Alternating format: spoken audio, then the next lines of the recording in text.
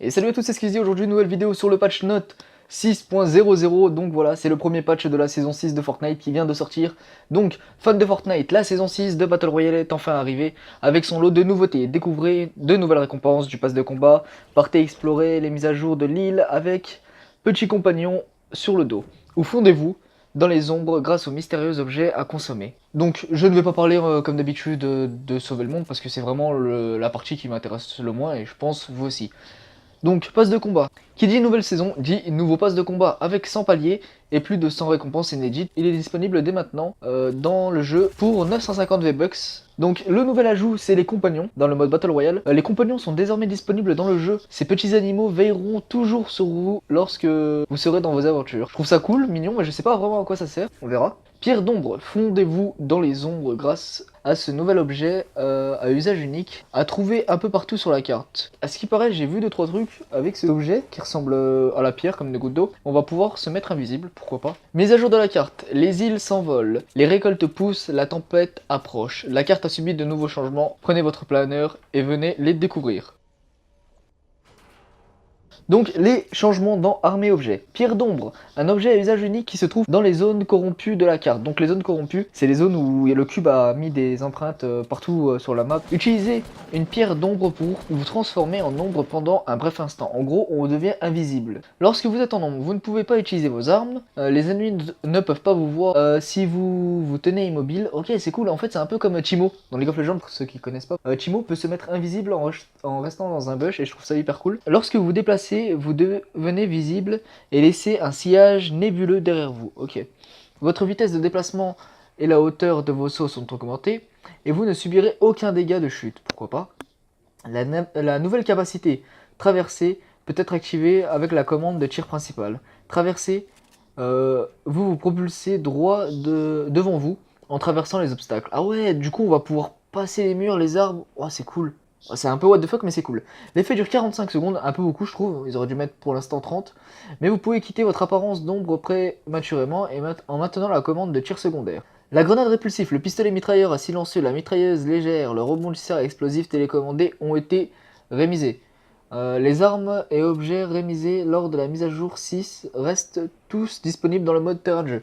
En gros, toutes les armes que je viens de vous citer ont été enlevées du mode Battle Royale mais restent dans le mode terrain de jeu. Il est désormais possible d'augmenter l'élan donné par le cramponneur.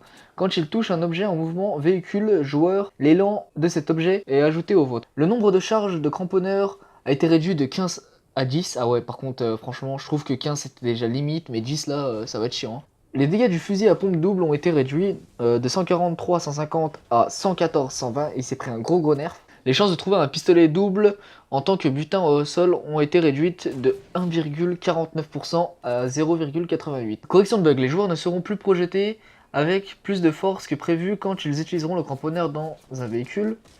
Utiliser un cramponneur tout en utilisant un tremplin ne causera plus de dégâts de fonctionnement de l'inventaire. La moitié supérieure du modèle de votre personnage ne traversera plus les murs quand vous utiliserez le cramponneur.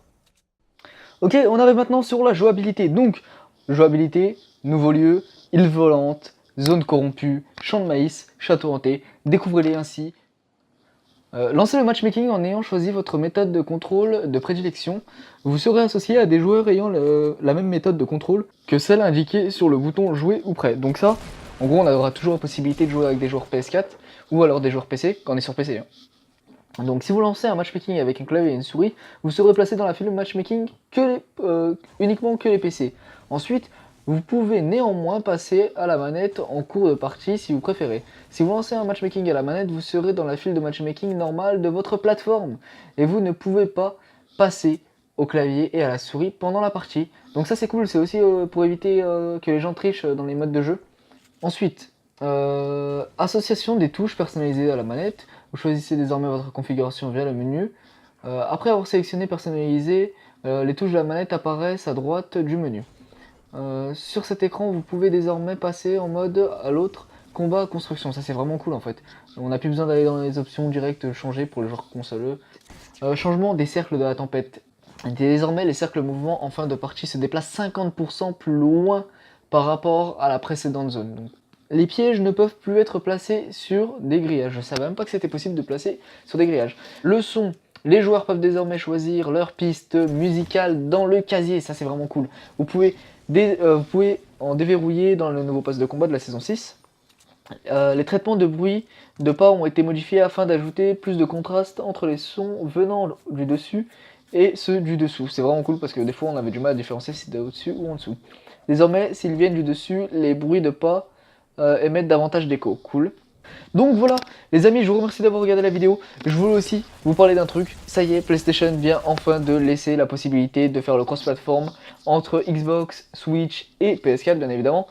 Parce que c'était PS4 qui bloquait, parce que bon, on va pas se le cacher, PS4 leader du marché ne voulait pas faire de concurrence. En tout cas, je vous remercie d'avoir regardé la vidéo, n'hésitez pas à vous abonner. N'hésitez pas aussi à regarder ma deuxième vidéo, ou celle qui est sortie après ou avant, normalement après, qui montre tout ce qu'il y a dans le pass de combat. Merci.